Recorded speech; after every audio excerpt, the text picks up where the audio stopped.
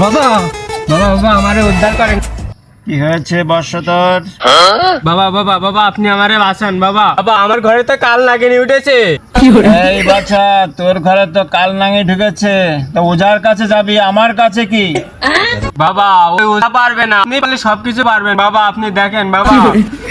এই বাচ্চা তুই বয়, আমি দেখছি। বাচ্চা, তোর ঘর তো সাপ নেই, তোর ঘরে কাল নাঙি একটা বউ আছে।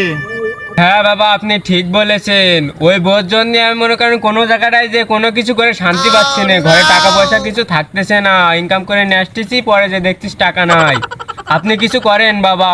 আরে সমাধান দিতে পারবো না, আমিও অনেক বছর ধরে ভুগছি এই রোগে। আপনিও এই রেগে ভুগ দিছেন মানে? আমার একটু খোলসা করে খুলে বলেন তো আপনার কি সমস্যা হয়েছিল। তাহলে শোন বাচ্চা, অনেক বছর আগে আমি এক সুন্দরী মেয়ের প্রেমে পড়ে সুন্দরীকে বিয়ে করি। তারপরের থেকে সে আমার সব কিছু লুটেপুটে খেয়েছে। তারপর আমার এখন আমি সন্ন্যাসী হয়ে বনে জঙ্গলে তাবিজ বেছে খাচ্ছি বাচ্চা। বাবা আমি ওই অনেক দূর থেকে আসছিলাম আপনার কাছে উগার পাবো বলে, আপনিও সেই ব্যর্থ।